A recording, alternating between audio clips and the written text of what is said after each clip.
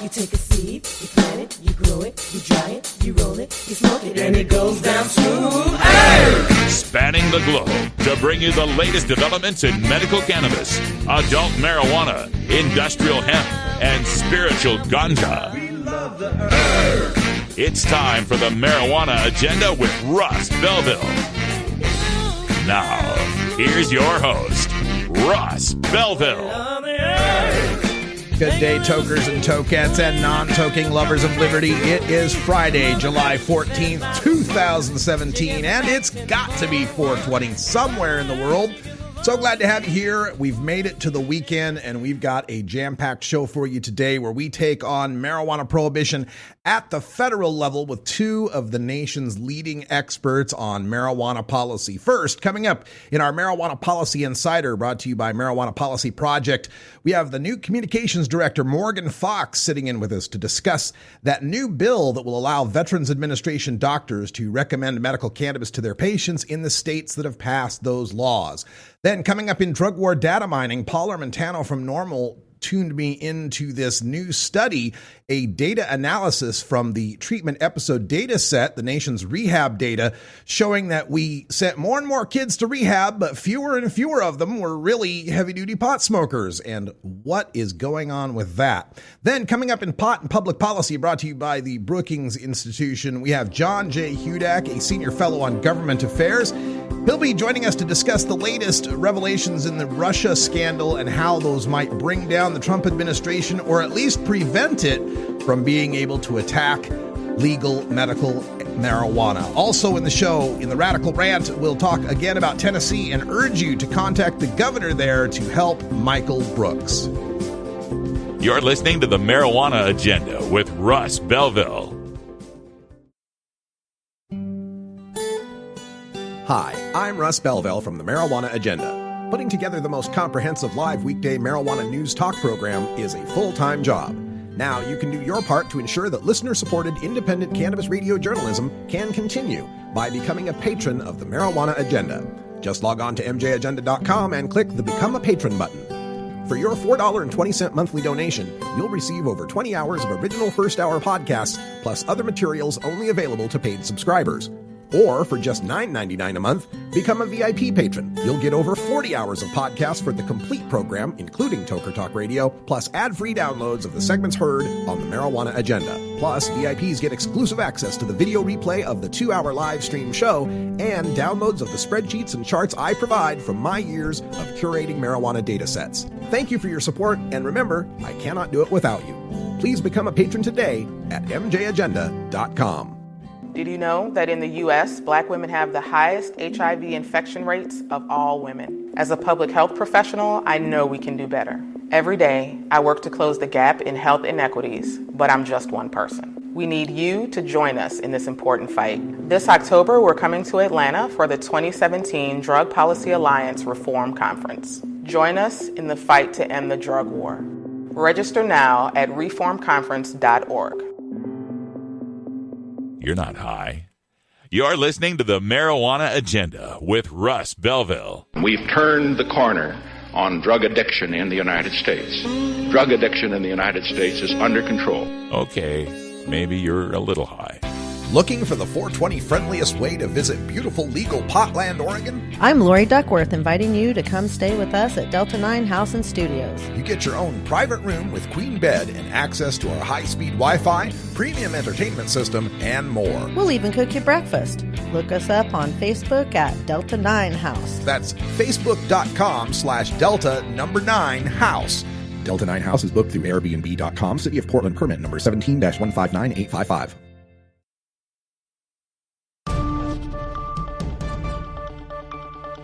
This is your Cannabis Headline News.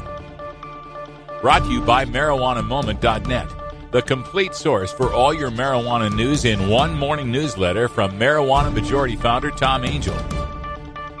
Subscribe today for free at MarijuanaMoment.net.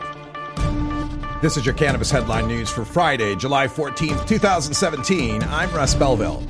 Cosmo DiNardo, age 20, has confessed to selling 4 young men marijuana before killing them and burning their bodies at his family's farm in Pennsylvania, a person with firsthand knowledge of his confession said Thursday. The person spoke to the Associated Press on the condition of anonymity because he wasn't authorized to publicly discuss details of the case. Sean Kratz, age 20, is reported to have been a possible co-conspirator in the shooting deaths of 3 of the men who had been reported missing. The details were provided after one of Cosmo DiNardo's lawyers said Thursday that DiNardo had confessed to murdering the missing men, who included a Maryland college student, and had told investigators where their bodies were. DiNardo agreed to plead guilty to 4 first-degree murder counts, attorney Paul Lang said outside court, where DiNardo had met with investigators. The person with firsthand knowledge of DiNardo's confession said the men were shot in the head or the back after DiNardo felt cheated or threatened during 3 separate drug transactions. Authorities had charged DiNardo earlier this year with having a gun despite an involuntary mental health commitment. In exchange for DiNardo's cooperation, Lang said prosecutors were taking the death penalty off the table. Distributors previously operating in Nevada's medical marijuana program may soon enter the recreational marijuana market after the Nevada Tax Commission yesterday approved emergency regulations to reopen distribution licensing, reports the Las Vegas Sun. The Nevada Tax Commission voted to let the Department of Taxation again determine whether limiting licenses for those who transport weed from Nevada cultivation and production facilities to dispensaries only to licensed alcohol distributors, as called on by November's ballot question 2, which legalized recreational use and possession of the plant, would result in a shortage of distributors for the new industry. If so, it would be able to award licenses to previous medical marijuana distributors. Governor Brian Sandoval endorsed the emergency regulations with his signature today. The emergency regulations adopted do not provide a timeline for issuing distribution licenses, though they are expected to be issued before the end of the month. Marijuana would be legal in Wisconsin for medicinal and recreational use under a bill introduced Thursday by Representative Melissa Sargent, according to Madison.com. This is Sargent's 3rd attempt to bring state lawmakers on board with legalizing marijuana. Similar bills introduced in the previous 2 legislative sessions were not given hearings by the legislature's Republican majority. Recreational use would be made legal for anyone 21 or over, up to 2 ounces in possession for Wisconsin residents and up to 1/4 ounce for non-residents, and medicinal use would be approved for people age 18 and up who have been diagnosed with a debilitating medical condition. Youth under age 18 with a qualifying medical condition could use medical marijuana with the consent of a parent or guardian. Medicinal users could possess up to 3 ounces at a time. People would be allowed to grow up to 6 plants for personal use. The bill would require insurers to cover medical marijuana and would prohibit employers from discriminating against marijuana users unless the substance interfered with work. Legal violations such as driving under the influence would treat pot similarly to alcohol. The bill would also exempt marijuana from recently enacted laws requiring drug testing for some public benefits. Governor Rick Snyder signed a handful of bills into Michigan law yesterday in Lansing. Among them was Senate Bill 433, sponsored by State Senator Rick Jones, which amends the Medical Marijuana Facilities Licensing Act to meet federal background check requirements. The bill requires fingerprints to be submitted to the Michigan State Police and FBI for background checks and outlines the process for taking the fingerprints and the reimbursement of costs. The American Legion, which represents more than 2 million military veterans, tweeted support for, quote, H.R. 2020 rescheduling marijuana into Schedule 3 of the Controlled Substances Act, quote, which they indicated, quote, would help medical investigators research therapeutic value of cannabis for treating veterans with PTSD and chronic pain. Governor John Carney this week signed into law Senate Bill 24, which will expand access to medical marijuana treatment for Delaware veterans and other Delawareans who are suffering from post-traumatic stress. It removes the requirement that a psychiatrist must authorize a patient with PTSD to access medical marijuana, making the process consistent with patients suffering from other debilitating conditions treatable by medical marijuana in Delaware. This is your Cannabis Headline News for Friday, July 14th, 2017. I'm Russ Belville. You're listening to the Marijuana Agenda with Russ Belville. If you work in the cannabis industry, consume marijuana, or just support freedom, you need to know about breaking policy news that affects you. Marijuana Moment is the daily newsletter that helps you stay on top of all the latest and most important state, federal, and international cannabis developments. Brought to you by longtime legalization activist Tom Angel, Marijuana Moment puts a concise yet comprehensive overview of cannabis news in your inbox early every weekday morning. Wake up to Marijuana Moment and rest assured you'll be ready for the cannabis news that's driving the day. Subscribe now at marijuanamoment.net.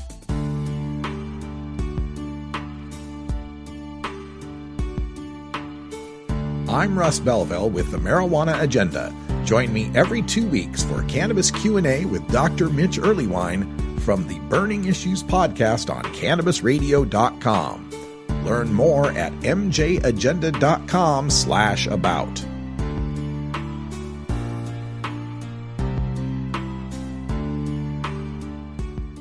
You're not high. You're listening to the Marijuana Agenda with Russ Belville. I was told by the DART task force in Toledo that they're actually sprinkling fentanyl on marijuana now. Okay, maybe you're a little high. At Herbie's Cannabis Seeds, we pride ourselves on bringing you the best quality seeds from the world's most respected cannabis seed producers, all at the lowest online prices. You can find Herbie's Seeds at herbiesheadshop.com. All cannabis seeds are sold as souvenirs and as a means of preserving cannabis genetics. Herbie's Seeds in no way intends to condone, promote, or incite the use of illegal or controlled substances. We strongly urge all prospective customers to check their national laws prior to placing an order. Herbie's Seeds at herbiesheadshop.com. Proud sponsors of the Marijuana Agenda with Russ Belville.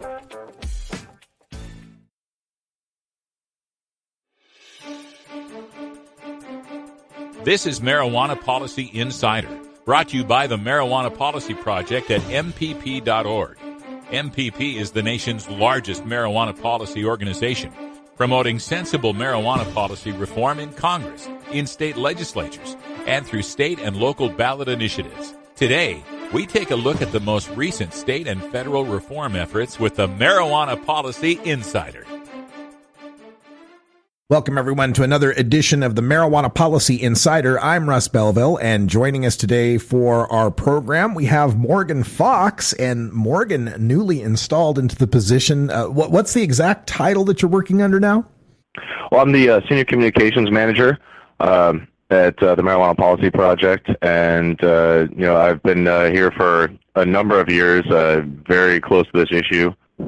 Yes, and listeners to this podcast, of course, have gotten used to hearing Mason Tvert, who was with MPP for a long time. He's moved on to a consulting firm there in Colorado. We wish him all the best. Now, Morgan, for today's program is a perfect time for us to talk about this because there has been so much happening on the federal level with regard to marijuana, and I figure let's just give you the mic and let folks know what's going on. Well, I mean, just when you think that Congress isn't doing anything, both chambers were holding voting sessions on their respective appropriations committees at the very same time, and marijuana was coming up in both of those. Really, the best news of the day comes from the Senate Appropriations Committee, where they were marking up the VA budget. And as you know, we have actually secured a win there for the VA bill that would allow doctors to recommend marijuana to their patients if they're under the VA system. Currently, doctors are not allowed to even talk about marijuana at all with their patients under the VA. And while that's definitely an improvement from the way things used to be, where if you talk to your doctor at all or you are a medical marijuana patient, you would get denied any of your VA benefits. This is what really needs to happen in terms of the next step of allowing doctors to that work under the VA system to be able to recommend medical marijuana in states that it's legal. So just yesterday, this was able to pass through the Senate with a vote of 24-7. Interestingly, 9 of the 16 Republicans joined all 15 Democrats to increase from last year's vote, which was only 20-10, and now it's 24-7. This is a really good sign that we might be able to get a lot of other things passed through the Senate when it comes to marijuana policy. But it also means that there is a very strong chance that in the near future, veterans are going to be able to get medical marijuana recommendations from their VA doctors instead of having to go to other doctors that might end up costing them more money. You know, I also think another big part of that amendment is its language preventing the VA from retaliating against its patients for being a part of a medical marijuana program. I know in the past we've told stories of them being denied pain medication and other benefits. So that's good news as well, correct? Oh, absolutely. I mean, that's actually been the policy for a couple of years, but there are still outliers. But I've had personal friends that have told their VA doctors that they were involved in a medical marijuana program and that they were registered patients, and had not only their pain medication cut, but were denied psychiatric services. They were denied rehabilitation services. It was basically just a cut and dry. If you are involved in medical marijuana, you cannot get any VA services. And a few years back, that started to change, and now that's the current policy. But now doctors cannot actually recommend medical marijuana or even talk to them about it at all without threat of losing their jobs. And hopefully, if this bill is able to pass the House, now that it's passed the Senate, we will see a whole lot more veterans being able to have access to medicine that works best for them. Now, the last time around, this one was 20-10 in the committee. It passed pretty well in the House, but then it was stripped out in a final process. What's the prognosis of getting through the House? And especially considering, all the scandal and all the oxygen being sucked out of the room when it comes to moving anything through Congress these days. What's our prognosis? I think the prognosis is very good. There's a lot of support in the House for this. I don't know the exact vote counts, but it looks good so far. And also, I think that the fact that a lot of people are distracted by this makes it for a good political environment where this is something that will obviously be politically supported by people across the spectrum. And, obviously, with all of the, distractions going on politically, the administration isn't going to want to try to interfere with helping veterans. Yeah, let's hope for the best on that. So yesterday was a fairly busy day. What else can we tell folks as far as progress on some of our marijuana-related issues? Well, in the House, there was the possibility that an amendment being offered by David Joyce from Ohio in the criminal justice appropriations bill to add the Rohrabacher language that has been basically protecting medical marijuana businesses from federal attack for the last couple of years, so that it would be able to be renewed. This amendment was not offered after an assurance from some people in the subcommittees that it would have to go through, that it would be offered on the floor and that it would be accepted as a friendly amendment. A lot of this stuff gets very procedural. So if this happened, then it would mean that the Rohrabacher amendment would be put through without having to take a full floor vote, and it would be included in the base appropriations bill. So if that happens, then it would mean that we would not need to have to fight for the Rohrabacher amendment every single year to stop the DOJ from being able to interfere with medical marijuana businesses. That is actually huge news that nobody in the media has been reporting. But that's assuming that actually does happen. Yeah, that would be amazing to not have to have that battle every year. Absolutely. It would be enshrined in the base appropriations bill, so we wouldn't have to fight over amendments over it. We expected that that was going to happen, and hopefully it actually runs through. All right. So what else do we have on the docket there in the House and the Senate? I know there's a lot of issues we're still dealing with as far as taxation and banking and respecting state marijuana rights. Where are we making some progress? Well, I mean, there's some spots that we're not making as much progress as we should, but we're still inching along. Actually, late yesterday and potentially early this morning, there's going to be a lot of discussion about the financial services bill that would be focusing on banking amendments, but it is very likely that it will be withdrawn just as a matter of discussion. So it's not necessarily going to get a vote. One of the things that I'm kind of disappointed about, but that might turn out to be a good political move, we still have yet to see, is the Harris rider in D.C. As you know, possession and cultivation of marijuana is legal in D.C. for adults 21 and over, but unfortunately, legal sales are not allowed outside of the medical program, and that is because Representative Andy Harris from Maryland has a rider on the D.C. appropriations bill that prevents the D.C. government from doing anything to regulate marijuana or regulate how it's used, which means that you can only consume it in a private residence. There's no way to have any sort of limited social consumption laws. There's no way for us to regulate it like alcohol or like any of the other states that have made marijuana legal. And until that rider is removed, basically D.C. is stuck in sort of a legal gray zone.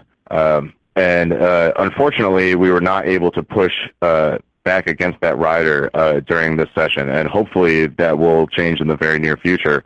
But the bill did come up in the appropriations for D.C., and there just was not enough support from locals and from associated groups to try to cut this particular rider out. And Andy Harris, I was just reading about the congressman from Maryland in a piece in Rolling Stone about how, as anti-pot as he is, he's signed on with my congressman, Earl Blumenauer, to on a bill for research for medical cannabis. Can you tell us a little bit about that? Well, I was actually pretty surprised by that bill myself, and it really made me have to re-examine Andy Harris's position on the issue. I mean, I know that he's philosophically and ethically opposed to marijuana use, but he's also a doctor, and you have to take that into consideration a little bit. With doctors, of course, they always want to see more research, and I think that, one possible interpretation of it is that he was tired of getting angry phone calls and decided to throw anti-prohibitionists a bone with a research bill, which we've seen at state legislative level over and over again, particularly this year. But I think that he also might be at least willing to have a debate if he's educated a little bit, which is why I think it's really important for people to talk to their elected representatives and provide them with scientific evidence showing that not only that marijuana is a safe medicine, but that prohibition is an abject failure. Yeah, that's interesting. I also wonder maybe if he's thinking with a little bit more research, we can find bad things, and that would bolster his position, perhaps. I mean, all the research that was bent that way has already been done. I mean, for years and years, the only studies that would be approved by NIDA were ones that were specifically looking for harms. Yeah, that's a good point. Very good point. All right. Well, Morgan Fox from the Marijuana Policy Project, thanks for joining us here in the Marijuana Policy Insider. Before we let you go, let's make sure everyone knows they can go to mpp.org and find out more on what's going on the federal and the state level. They've got all sorts of menus right up there at the top of the website. And is there anything else we need to tell our listeners before we close up shop? Well, everybody that wants to maintain safe access to medical cannabis needs to talk to their congresspeople right now and make sure that they support the Rohrabacher-Blumenauer amendment, because without that, Jeff Sessions will have the legal right to go after any state legal businesses, patients, providers, anybody they want. The protections that were offered under the Cole Amendment over the last couple of years and that were present under the Obama administration, that's just policy. That's not law. The only thing that we're actually preventing the DOJ from going after the marijuana industry as well as marijuana patients is the Rohrabacher-Blumenauer amendment. So please get on the phone with your local lawmakers and make sure that they know that they need to support this. Absolutely. Find out more information at mpp.org. And Morgan, thanks for joining us again here on the Marijuana Agenda. Thanks for having me. This episode was produced as part of the Marijuana Agenda with Russ Belville, the daily news and interview podcast covering the world of medical cannabis, adult marijuana, industrial hemp, and spiritual ganja. MJagenda.com.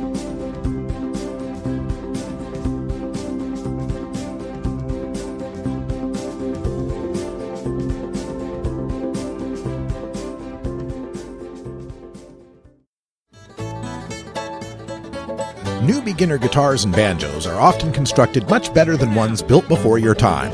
Why struggle? Get a new instrument or fix the old one. The trusted professionals at the Fingerboard Extension will evaluate your instrument for free. Repairs are priced for people who work for a living. Stop by the Fingerboard Extension downtown Corvallis at 120 Northwest 2nd Street today, or check out its inventory on the web at fingerboardextension.com. Did you know that each day in the state of Georgia, more than 6 people are diagnosed with HIV? As a person providing life-saving services to those most at risk, I know HIV is preventable. We need more people in this fight, which is why I want you to join me this October in Atlanta for the 2017 Drug Policy Alliance Reform Conference. Join us in the fight to end the drug war. Register now at reformconference.org. You're listening to the Marijuana Agenda with Russ Belville.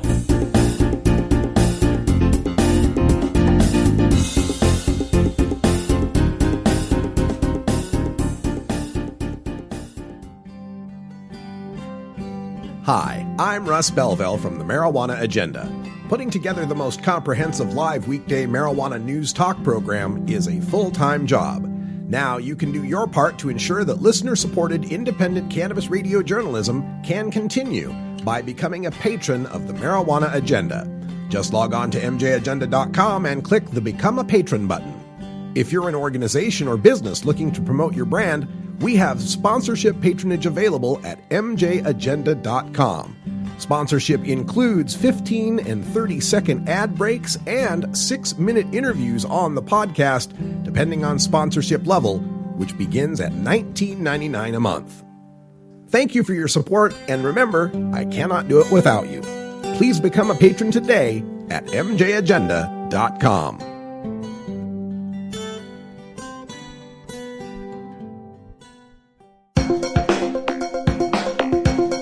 Promoting the end of adult cannabis prohibition is easy because we have facts, science, reason, compassion, evidence, truth, and logic on our side.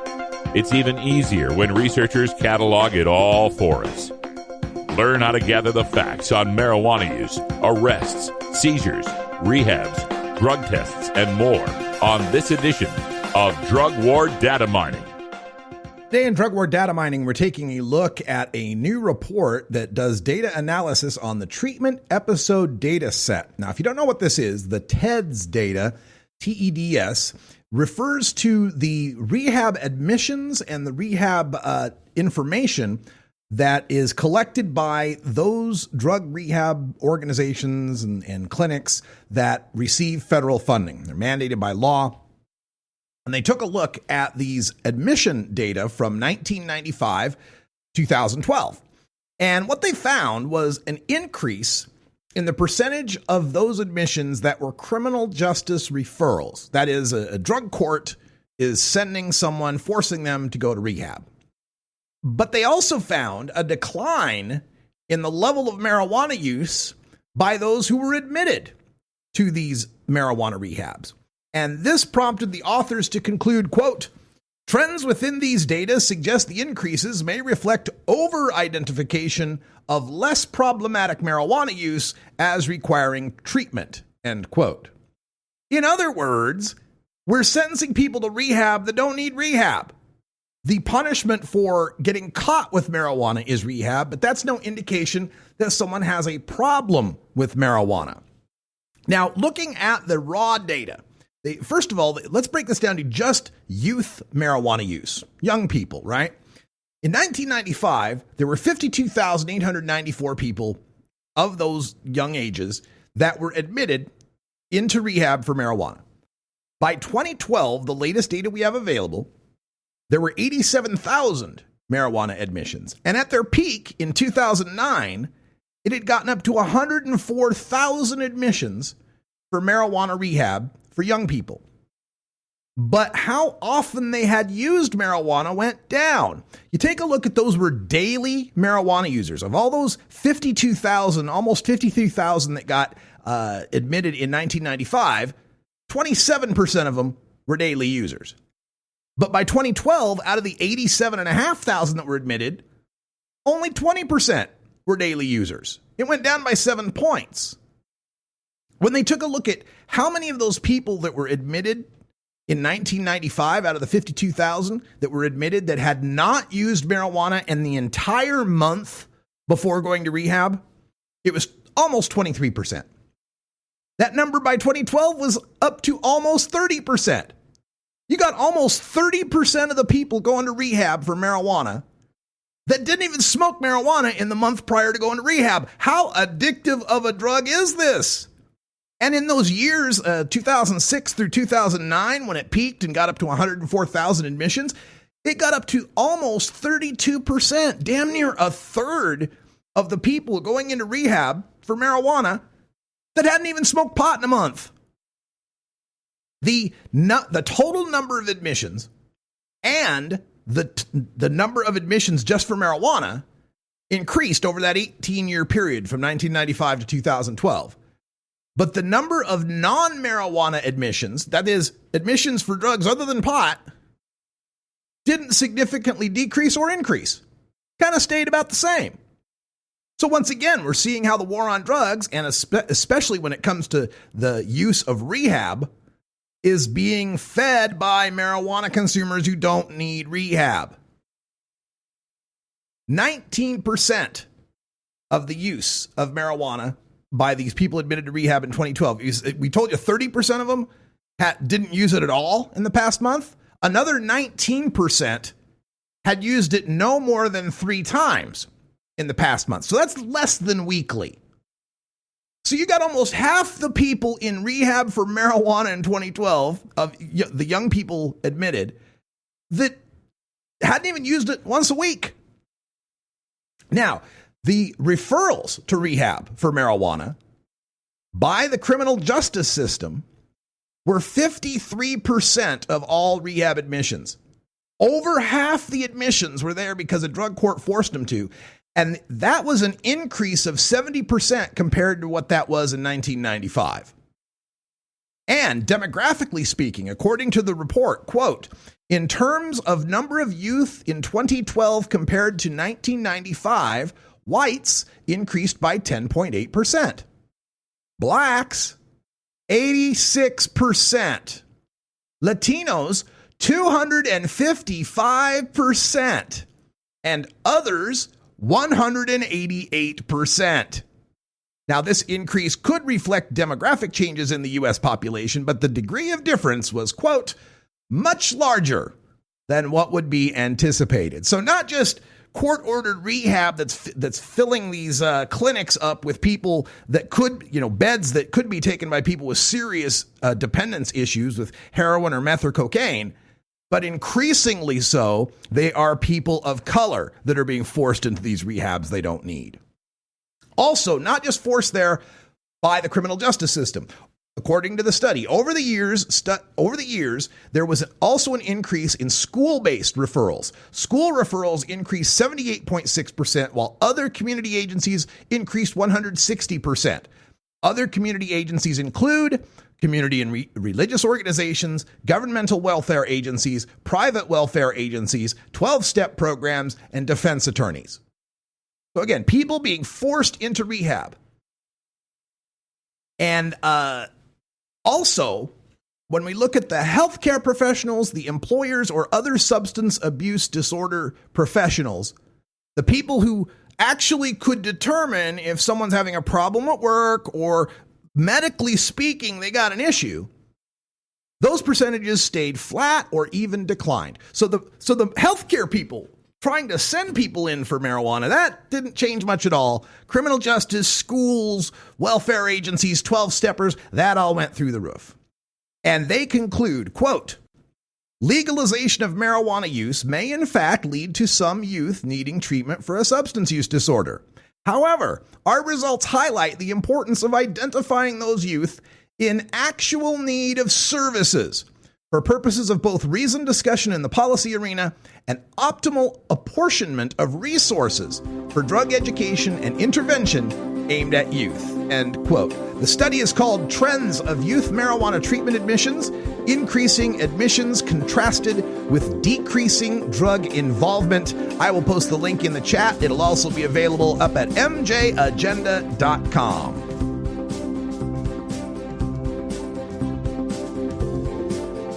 You're listening to the Marijuana Agenda with Russ Belville.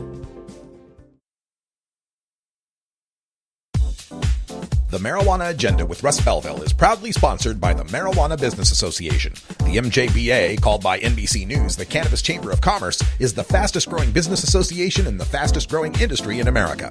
I've been working with the MJBA for years, and I personally invite you to join the MJBA. MJBA also publishes the popular MJ Headline News on Facebook and the MJNewsNetwork.com and Marijuana Channel 1 on YouTube. Visit mjba.net for more details. Did you know that in Georgia, 1 in 13 adults is in jail or prison or on parole or probation? As a mother and as a professional, I advocate for access to drug treatment instead of incarceration. We need you to join us in this important fight. This October, we're coming to Atlanta for the 2017 Drug Policy Alliance Reform Conference. Come lend your voice to the fight. Register now at reformconference.org. The marijuana agenda. Like the gay agenda, only with better music.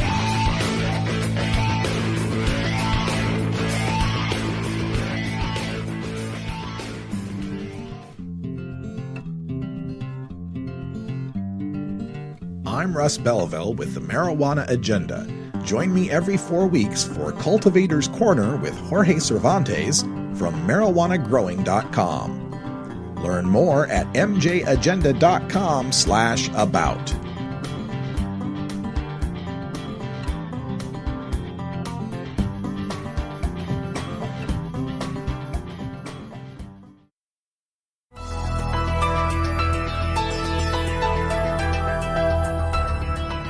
This is Pot and Public Policy. As marijuana legislation continues throughout the United States, it becomes less of an issue of if and when, and more of an issue of how the laws and regulations are crafted. Today, we learn more about the administration and bureaucracy behind ending adult cannabis prohibition with another expert from the world of pot and public policy. Welcome, everyone, to another edition of Pot and Public Policy. Joining us from the Brookings Institute, we have John Hudak joining us again. John, welcome back to the show. Thanks for having me back. You know, there's been a ton of news lately regarding the Trump administration, and those of us in the marijuana industry, of course, have been looking at the Attorney General, Jeff Sessions, and his repeated calls for seemingly to go back to the 1980s, just say no war on drugs. But at a more meta level today, I want to talk about the Trump administration in general, because there's been a lot of news lately about this Russian collusion, Russian scandal.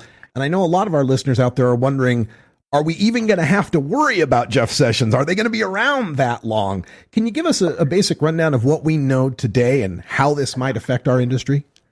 Sure. Well, as many of your listeners know, there has been an ongoing controversy involving the administration dating back to the campaign about whether the campaign was colluding with the Russian government to try to disseminate information about Secretary Clinton, and collusion with a foreign government to advance an election or to change an election, or even to get something of value as part of the election is illegal under federal law.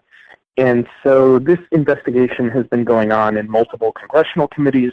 A special an independent counsel has been appointed to examine this, and we found out through a New York Times report on Monday that the president's son, Donald Trump Jr., took a meeting during the primary campaign with an individual who is described as a Russian government lawyer, stating that that person had incriminating information about Secretary Clinton. And the president's son, the president's son-in-law, and the president's then campaign manager, Paul Manafort, took this meeting with this woman. And that was, of course, not fake news, because it was confirmed today when the president's son released the emails that explained this activity verbatim. And so that's the background on it. The reality then, or the next question is, what does this mean? And what it means is it's actually a pretty damning admission from the president's son. This is as close to an admission of guilt to federal criminal offenses as you could imagine, coming from a member of the president's family. And it really next puts into question what is next. Who knew this? When did they know it? Did the president know it? And was this something that was one-off? Not that that would minimize it. Was it something that was ongoing? And it begins to raise questions about, I think, where this administration is going and how long until we start to advance the conversation about criminal charges or more. So practically speaking, it's not as if, Trump's going to be impeached in the next month and Sessions is going to be out on his ear. This is a process that's going to take months and months, if it even begins at all. Is that what you're telling us? Yeah, absolutely. The impeachment process in the United States has, in the Constitution, a standard, and that is that an individual, an officer of the United States, can be impeached if they have committed a high crime or a misdemeanor. That's what the text of the Constitution says.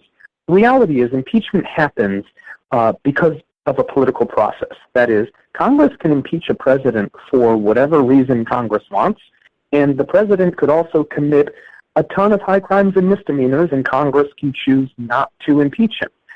And so what is weighed in any impeachment process is both presidential behavior and the politics around the president. And right now, President Trump remains wildly popular among Republicans.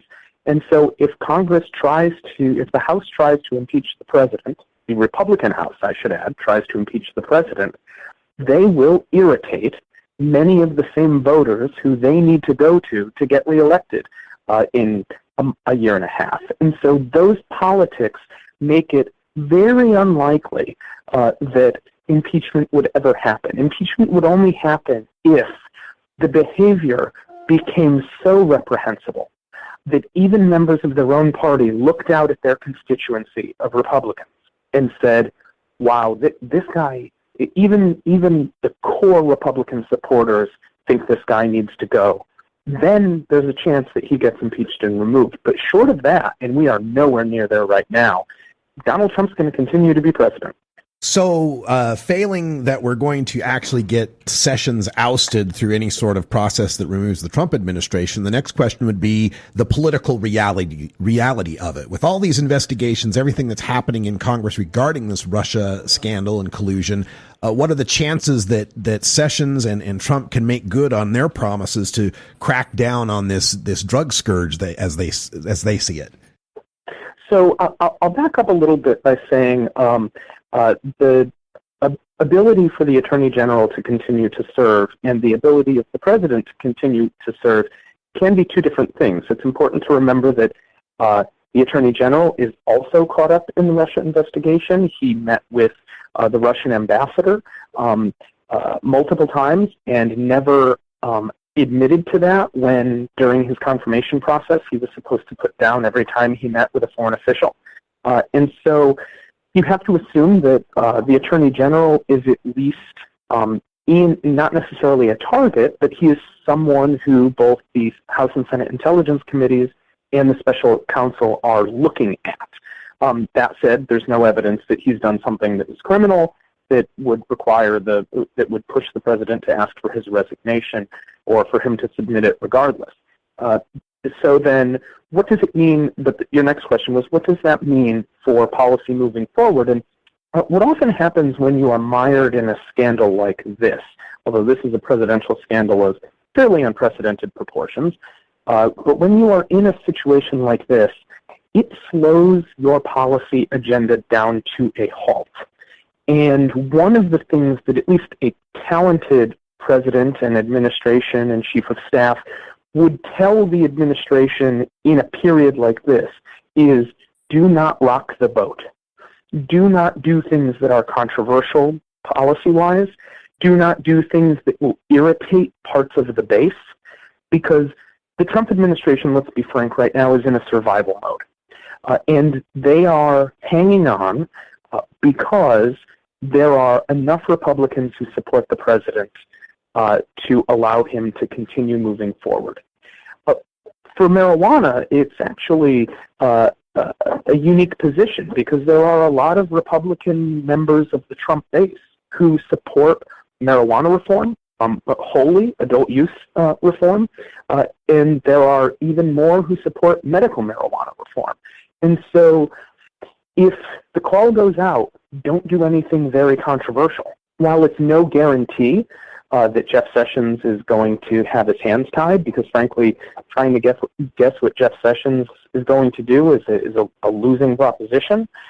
But I would say that given Sessions' rhetoric throughout his career and even since he has become Attorney General, if you are worried about a crackdown, the best thing that could happen is for a presidency to be so paralyzed by an unrelated scandal that it feels like it can't rock the boat. And we might be there now. What a interesting silver lining from all of this. Let's talk about federal policy. One of the policies that we follow every year for the past 2 or 3 years has been the Rohrabacher Amendment, whether it's Rohrabacher-Farr, Rohrabacher-Blumenauer. It seems like always got a new co-sponsor. Recently, our opponents at Project SAM crowed about this not being included in the base subcommittee bill. Now they're having to backtrack and fight against the committee chairs because it's yet again going to be included. Tell us about the Rohrabacher bill and its chances moving forward, and that reaction from Project SAM. Sure. First, I'll start with the news that I think many of your listeners will consider good news. I think there's an extraordinarily high chance that Rohrabacher-Blumenauer, formerly Rohrabacher-Farr, is passed in the next funding bill and continues to allow protections for medical marijuana operators to avoid Department of Justice intervention. The actual legislative process around this is pretty arcane, and so when you get down to very tiny matters of spending policy, and even though I think for your listeners the Rohrabacher-Blumenauer amendment is big of a deal as it comes, in the eyes of Congress, this is, bits and pieces policy. Some of it gets included in the original bill, which could have happened, but has not happened with this amendment in the past, and thus Project SAM popped champagne bottles, or I don't know if they drink alcohol, so maybe not champagne, maybe apple juice bottles, and they declared this as a victory. The reality is many amendments end up in legislation much later in the process. In subsequent versions of a bill, it can be inserted during markup, which is a period in which a subcommittee considers the details of the legislation and then also adds amendments to that legislation, which is oftentimes where amendments like this get inserted. Amendments can also get inserted when that bill comes to the floor for full debate. A lot of amendments tend to get inserted then as well. And so that it's not in the bill now is pretty standard policy in Congress. In fact, I would have been shocked if it was in the original legislation. What you'll see now is we're taping this before the markup hearing will happen, and I think it will air after the markup hearing will happen. So by now, we know whether it was included in markup. And that would require a vote in the subcommittee, which has happened before. And if it is not inserted then Congressman Rohrabacher will have probably an opportunity to insert it on the House floor so that instead of a small congressional subcommittee deciding about this, the entire House of Representatives will decide on its inclusion. And for medical marijuana advocates, that's a good thing, because every time this amendment gets voted on, more and more members of Congress vote for it. And so I cannot imagine a scenario in which the full House of Representatives, considering Rohrabacher-Blumenauer, would shift back dramatically in the other direction in terms of its support, especially considering the new freshman members of Congress are pro-marijuana reform, and they replaced some prohibitions. Well, sounds like the only thing that was missing from Project SAM's celebration was a mission accomplished banner across a battleship. John Hudak, right. It's always entertaining and informative when we speak to you. Before we let you go, do you have any contact information or websites that you'd like to tell our listeners about? Sure. As always, you can read our work on marijuana at brookings.edu. There's a marijuana tab there, which displays all of it, and I encourage your readers to buy my book, Marijuana: A Short History, available on Amazon. Thanks so much, John Hudak, for stopping in for our pot and public policy segment. We appreciate it. As always, thank you. This episode was produced as part of the Marijuana Agenda with Russ Belville, the daily news and interview podcast covering the world of medical cannabis, adult marijuana, industrial hemp, and spiritual ganja. MJagenda.com.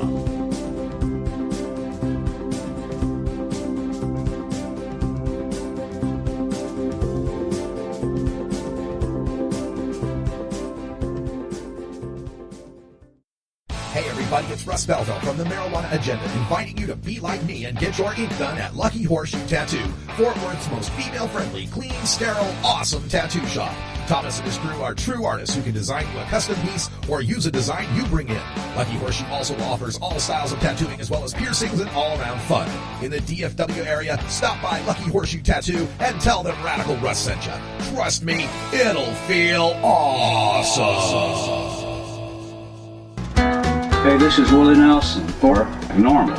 And I smoke pot and I like it a lot. I learned a long time ago that marijuana is a lot safer than alcohol. There's nothing wrong with the responsible use of marijuana by adults. It's time we stopped arresting and started respecting those who smoke marijuana responsibly. To learn what you can do to help, contact NORML at NORML.org or call toll-free 888-67-NORMAL. You're not high. You're listening to the Marijuana Agenda with Russ Belville. I'm astonished to hear people suggest we can solve our heroin crisis. Have you heard this? By having more marijuana. Okay, maybe you're a little high.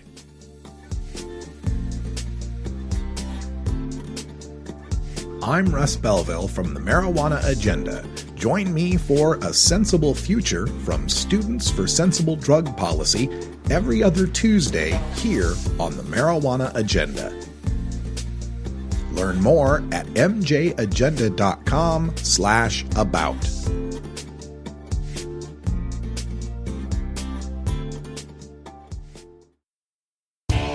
Total war against public enemy number one. 10 federal criminal penalties for up to 1 ounce of marijuana. Marijuana is probably the most dangerous drug. Legalization is just another word for surrender. I experimented with marijuana and didn't inhale. This is not medicine. This is a Cheech and Chong show. Encourage people to use less drugs. I inhaled. That was the point. I think it would be a mistake to legalize. Negative reports coming out of Colorado. Good people don't smoke marijuana. Radical Rant. In 10 years of interviewing hundreds of people on the issue of marijuana, I think yesterday was the first time I've ever cried on the air. Every story of a medical marijuana patient who must suffer because they live in one of the states that still imprisons people over marijuana is heartbreaking. Every story of a medical marijuana patient whose children are taken from them by the state under the guise of protecting them from some so-called child endangerment is infuriating. Somehow, though, the combination of those two stories inflicted upon a man my age, who still speaks with kindness and optimism, drove me to tears. His name is Michael Brooks. He lives in Tennessee. Soon, he will die. Michael has been living with hepatitis C for 25 years. It's a disease you can have and not really know it because your liver has no nerve endings.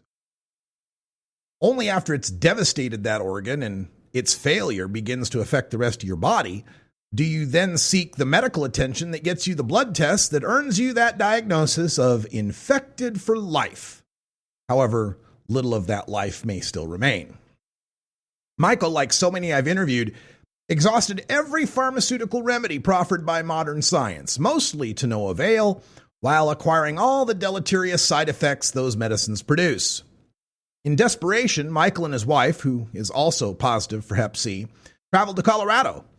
They had learned over the internet of the miraculous healing powers of cannabis oil treatments. Michael found his miracle. Within a few heavy treatments of the oil, his viral load was undetectable. Not only had he beaten back hepatitis C, he was in the best health of his life. He had never known how ill he had always been because he had always been ill. For the first time, he told me, he felt healthy. He felt like what most people take for granted. Then, from the highest high of relief and gratitude for his discovery of the medical marijuana that saved his life, he was plunged within a few months into the lowest depths of depression and despair. Michael couldn't stay in Colorado. He returned to Tennessee to raise his family. Having recovered so well with the use of medical marijuana, he and his wife had a second little boy, making him a new father at the age of 48, to go along with their first son, who was closing in on his second birthday. There'd been a situation that had led to his boys acquiring lead poisoning, and that leads to developmental disabilities. Michael went to the state of Tennessee for assistance with his boy's health. That's when they asked him to submit to a urine screen. Michael took the drug test, and the medical staff that processed his results told him that he had registered the highest amount of THC in his system they'd ever recorded. Just what was he doing to get that amount of marijuana in his body? Well, Michael told him, "It's my medicine. It's why I'm even able to be before you today. It saved my life." Within 24 hours, the Tennessee Department of Children's Services, DCS, had been contacted. They showed up at Michael's house and took away his 2 little boys. That was 2 years ago. To get visitation with his boys, who had been placed in foster care, Michael had to submit to regular drug tests. That meant ceasing his medical marijuana usage. Within 5 months, Michael's hepatitis C viral count skyrocketed. Compounded with other medical issues, Michael is now frail and gaunt, in worse shape than he was before he had started the cannabis oil treatments. Michael could visit his boys for a couple of hours every 2 weeks, but Tennessee has canceled those visitations for the last 3 months. Michael says DCS told him it was for the good of the children, because every time their visitation with Michael and his wife ends, the boys become distraught and traumatized when they're returned to their foster parents. Yeah, no shit. What Tennessee is doing to those 2 little boys, estranging them from their parents during their most formative years, is far more destructive than anything cannabis could have done to them. What Tennessee is doing to Michael Brooks, kidnapping his sons and condemning him to ill health and imminent death, it ought to be a violation of the Constitution's 8th Amendment prohibitions on cruel and unusual punishment. Simply put, what Tennessee is doing is evil.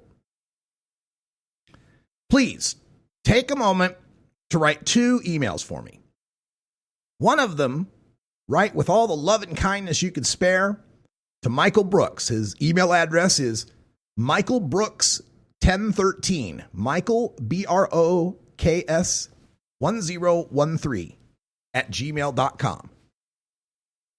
Let him know there are people out here who care and are fighting every day to end this vicious war on people that use marijuana. And then take some time to count to 10 and harness your rage and focus it politely in an email to Governor Bill Haslam of Tennessee. They have an online form for the state. All you got to do is go to www.tn.gov, TN for Tennessee, right? www.tn.gov/governor. And from there, you'll be able to find the links to contact the governor of Tennessee. And if you want to hear Michael Brooks' story from yesterday's show, I've posted that interview online at our Patreon page, mjagenda.com, or you can use the short link, rad-r.us/Michael Brooks, and spell it with title case, capital M, capital B.